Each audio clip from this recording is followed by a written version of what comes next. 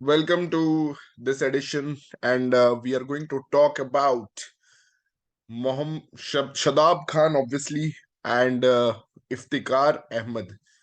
Now, fans viewing from Pakistan, I just want to know a little bit about ये दो चीज आज कि ये इफ्तिकार अहमद कहाँ थे इतने दिन। और I have seen him playing for Pakistan, PSL में खेलते हैं। आई थिंक ये कोटा की टीम से खेलते हैं। और दूसरा ये मोहम्मद हारिस, ये कहाँ थे इतने दिन। और I would like to know मतलब कि ये कहाँ थे और ये क्यों नहीं बना पाए अपनी जगह। क्योंकि ये तो बहुत अच्छे बैट्समैन है। और ये इफ्तिकार का मैं देख रहा था मतलब कि वो खैबर पख्तूनवा जो एरिया है पाकिस्तान का, वहां से हैं ये। और क्या बैट्समैन है ये, बहुत गजब। आज पाकिस्तान, आज के मैच के बारे में बात करें तो पहले तो पाकिस्तान ने एक बहुत ही ब्रेव डिसीजन लिया।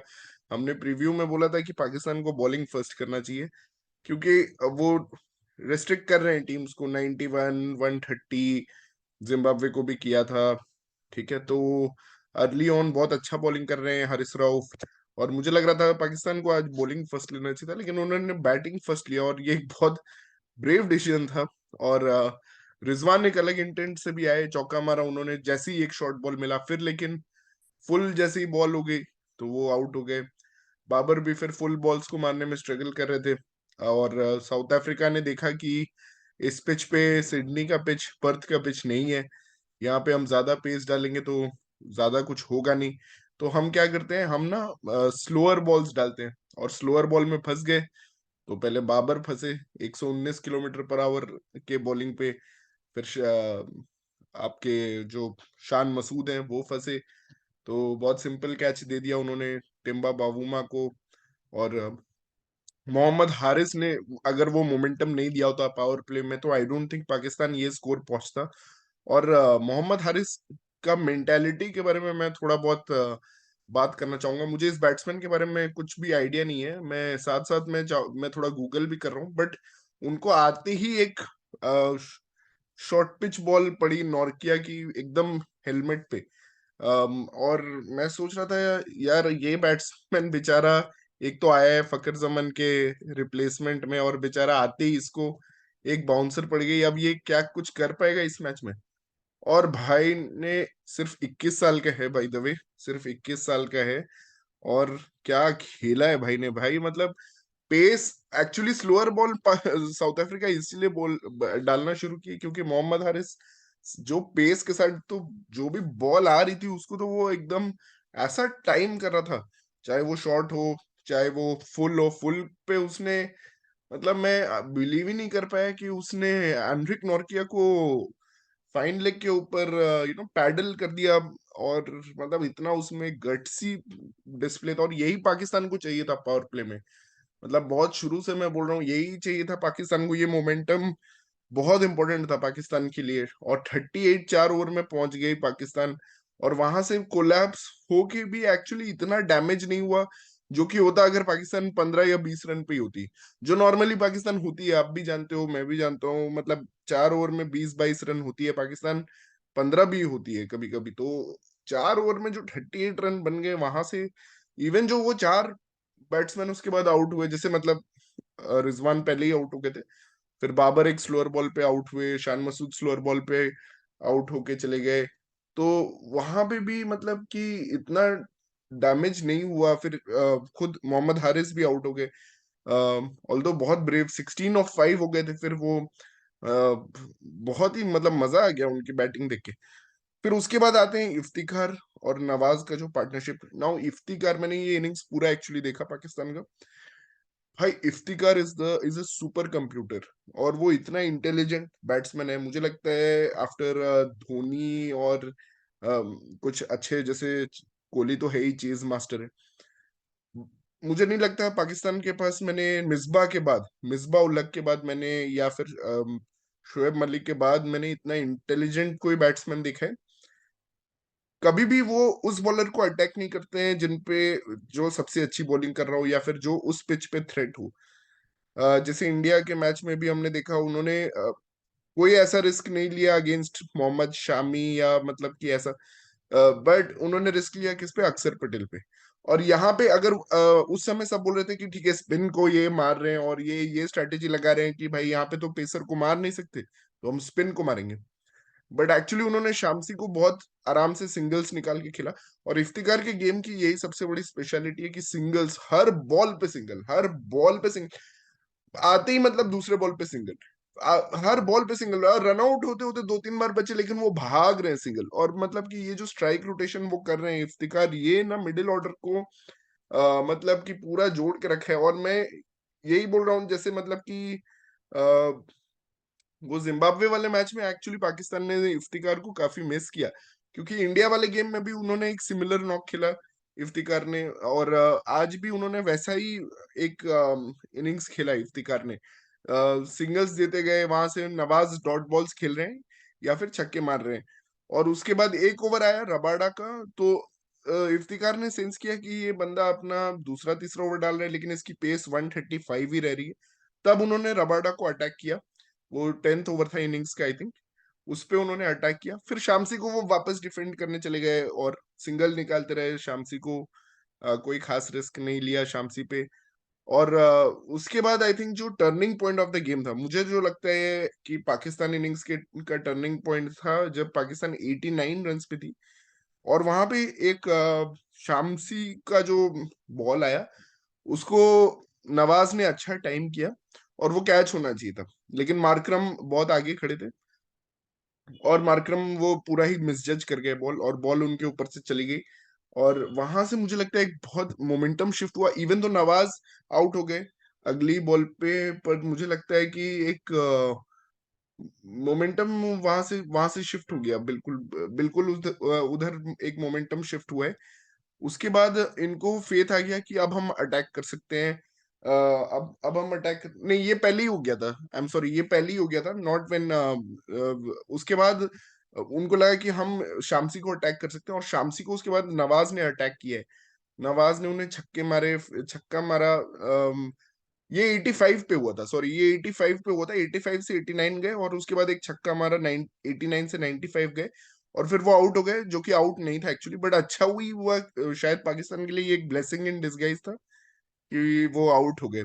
अब आउट हो गए तो आते हैं शदाब खान। ठीक है, अभी जस्ट विकेट गिरा है और अगले ही ओवर के पहले बॉल पे वेन पार्नेल की बॉल थी, इफ्तिकार छक्का मार देते हैं। और ये इफ्तिकार का गेम प्ले जो है ये डेविड मिलर से काफी मिलता हुआ है कि पहले बॉल पे ये ट्राई करते हैं छक्का मारने का, ओवर के पहले ही बॉल पे। और यहाँ पे इन्होंने छक्का मार दिया। पार्नेल का पूरा ओवर प्रेशर में चला गया। और उसके बाद साउथ अफ्रीका की फील्डिंग भी अच्छी नहीं थी। बट उसका नेक्स्ट ओवर जो शामसी ने किया, उस पे शदाब खान एकदम ही मतलब छा गए उस पे। शदाब खान ने उनको 2 छक्के मारे और एक सिंगल लिया, जो वो गुस्सा हो गया कि कैसे ये सिंगल हो सकते हैं, मैं इस बॉलर को सिंगल ही क्यों ले रहा हूँ। और शामसी तो पूरा ही फ्लैट हो गया था, क्योंकि वो जो नवाज से उसको पड़ गई इनिशियली मार, उसके वजह से। और इफ्तिकार यहाँ पे एकदम स्पिनर्स को अटैक नहीं कर रहे, वो पेसर्स पे ही स्टिक कर रहे हैं। फिर पता था कि एनगीडी स्लोअर बॉल डालेंगे, उसको उन्होंने टूर्नामेंट का सबसे लंबा सिक्स मारा, 106 मीटर का सिक्स। तो मजा आ गया इन प्लेयर्स को देख के। तो ऐसा मतलब कि बहुत मजा आ गया। और मोहम्मद हारिस और इफ्तिकार ये दोनों ही खैबर पख्तूनख्वा एरिया जो है पाकिस्तान का, वहीं से हैं। और ये भी कराची किंग्स के लिए खेलते हैं। और इन्होंने भी 2022 में ही डेब्यू किया है, लेकिन काफी ब्रेव प्लेयर है। आई थिंक पीएसएल डेब्यू में इन्होंने 49 ऑफ 27 मारा था।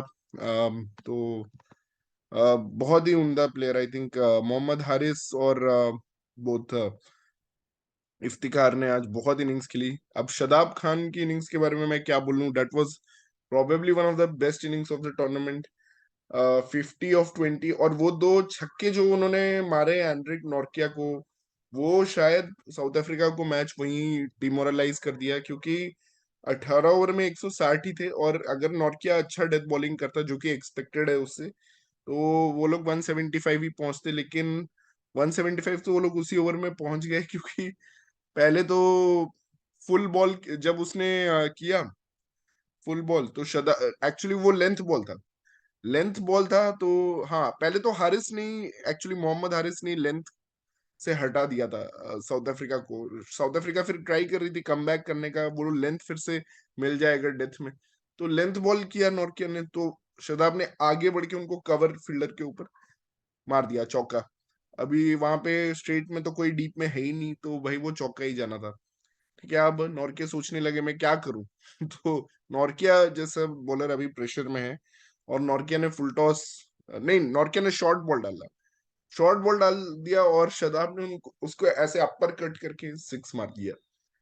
और उसके बाद नॉर्किया बहुत ज्यादा नर्वस हो चुके हैं, उनके पास उनको लग रहा है अब यॉर्कर छोड़ के कोई और ऑप्शन है नहीं। उसके पहले एक यॉर्कर उन्होंने सक्सेसफुली भी डाला शदाब को, फिर इफ्तिकार को एक यॉर्कर डाला, फिर उसके बाद वाला बॉल जो था वो चला गया। आप जब आप ज्यादा ही ट्राई हार्ड करते हो यॉर्कर डालने के लिए कभी कभी होता है ऐसा। नवाज भी उस दिन इंडिया और पाकिस्तान मैच में ऐसे ही हुआ, तो वेस्ट हाइट फुल टॉस और 6 run, and the next ball is a free hit, again you go for a yorker, again it's a full toss, and Shadab punishes the ball, और उससे ही शदाब ने अपनी 50 कंप्लीट की। मतलब 38 ऑफ 18 था वो, वहां से वो 50 ऑफ 20 हो गया।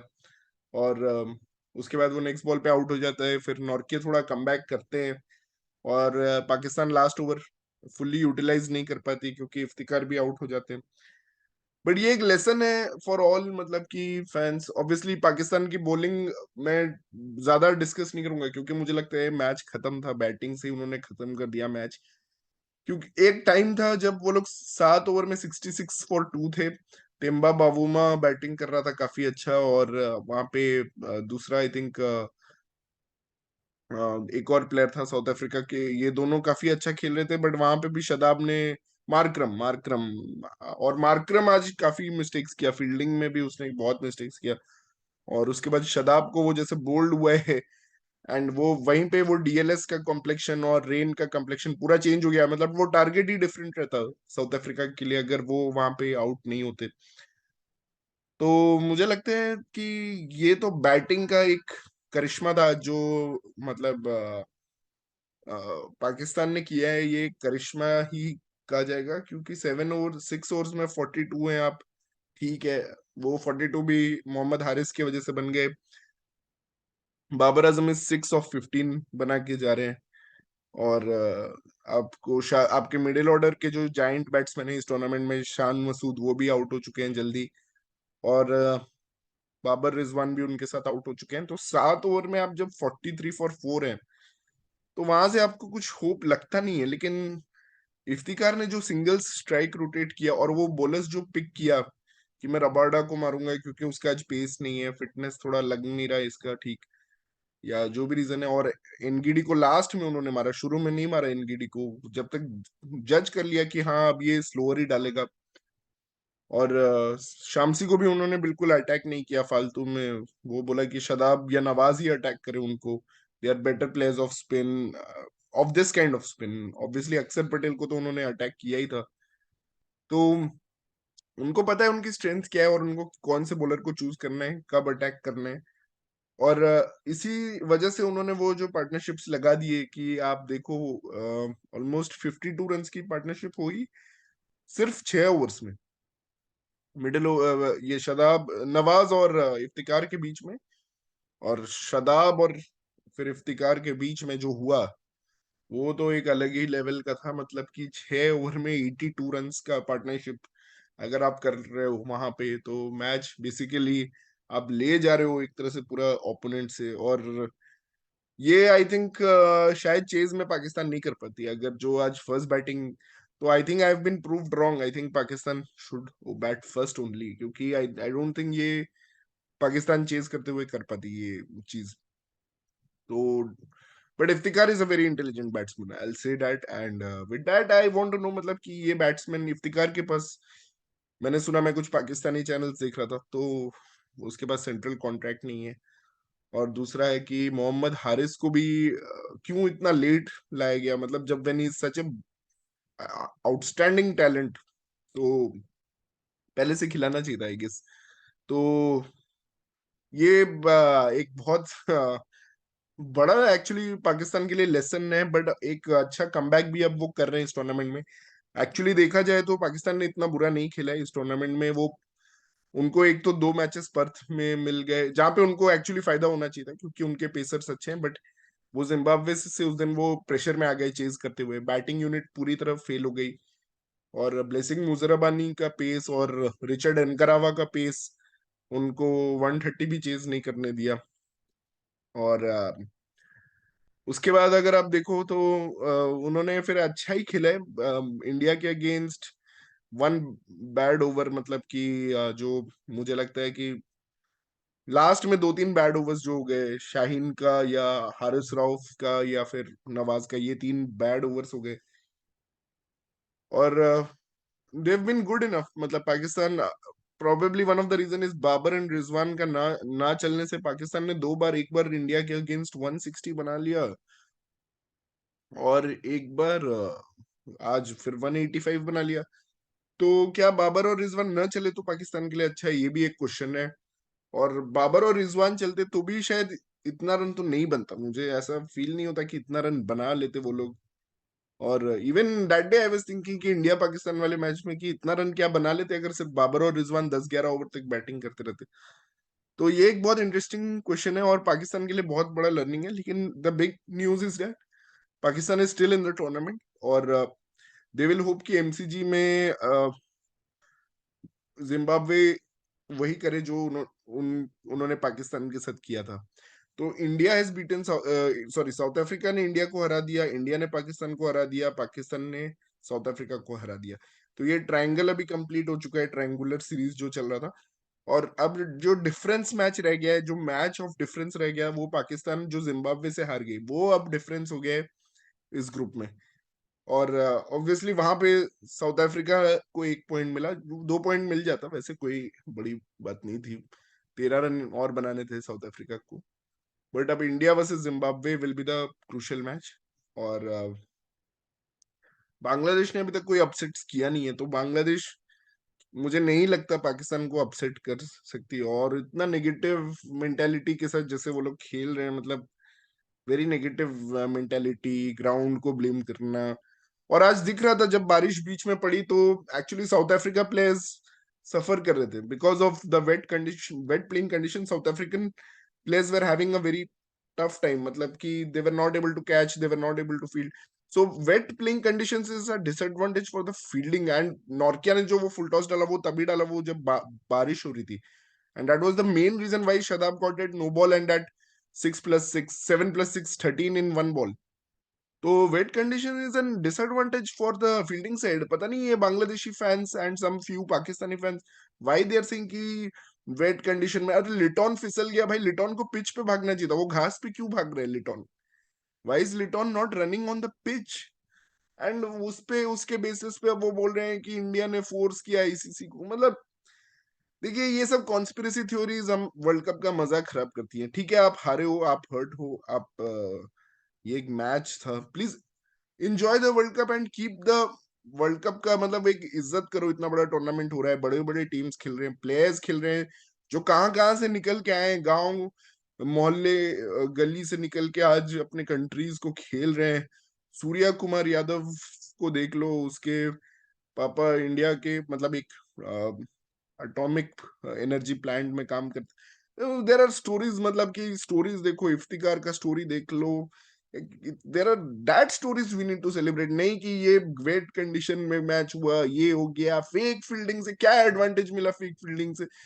These are senseless and ruining the tournament. Anyway guys, I carried on a bit longer, but बहुत मजा आया पाकिस्तान का कमबैक देख के। शदाब खान का मार्करम को जो बॉल था जो मिडिल स्टंप पे लगा, बहुत मजा आया। शदाब के शॉट्स, और what a special player is Shadab Khan. मैं पहले से बोल रहा था उसको नंबर 4 पे भेजो यार, क्या कर रहे पता नहीं, बट अब तो इफ्तिकार ने सील कर दिया है नंबर 4 प्लेस।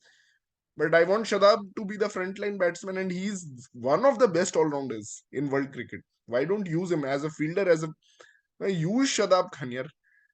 और राशिद खान को अफगानिस्तान पता नहीं पीछे खिला खिला के वेस्ट करती रही। Don't waste him like that, he's a very good all-rounder. So that's it from my end. Guys, keep following Cricket Caviar. We'll be bringing more World Cup videos to you. Thank you and catch you after the next match.